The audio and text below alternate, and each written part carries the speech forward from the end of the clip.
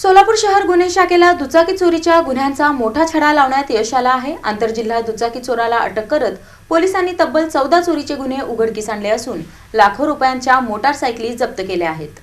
सोलापूर शहर गुन्हे शाखेने सत्यवान रामहरी भोसले वय 32 राहणार पडसाळी तालुका उत्तर सोलापूर याला अटक करून सोलापूर, धाराशिव, सातारा आणि कर्नाटकातील एकूण 14 दुचाकी चोरीचे गुन्हे उघडकीस आणले। आरोपीकडून 6,55,000 रुपये किमतीच्या 14 मोटारसायकली जप्त करण्यात आल्या आहेत। ही कारवाई पोलीस आयुक्त एम राजकुमार, पोलीस उपायुक्त डॉक्टर अश्विनी पाटील, पोलीस उपायुक्त प्रीतम यावलकर, सहाय्यक पोलीस आयुक्त दिलीप पवार आणि वरिष्ठ पोलीस निरीक्षक अरविंद माने यांच्या मार्गदर्शनाखाली सहाय्यक पोलीस निरीक्षक शैलेश खेडकर यांच्या पथकाने केली।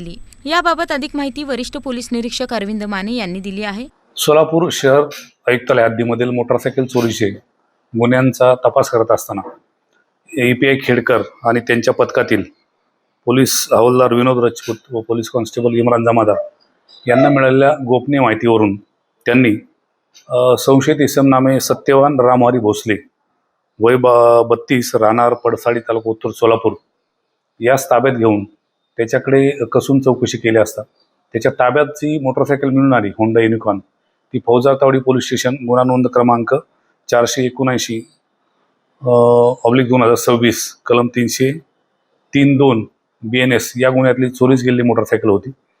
सदर इसमास ताब्यात घेतल्यानंतर त्याच्याकडे सखोल आणि कौशल्यपूर्ण तपास केला असता त्यांनी सोलापूर, त्याच्यानंतर धाराशिव, त्याचप्रमाणे सातारा आणि कर्नाटक राज्यातील कलबुर्गी या ठिकाणी मोटरसायकल चोरीचे बरेचसे गुन्हे केल्याचे निष्पन्न झाले। त्या अनुषंगाने नमूद आरोपीकडून API खेडकर व त्यांच्या पथकाने एकूण 14 मोटरसायकली हस्तगत केल्या आहेत।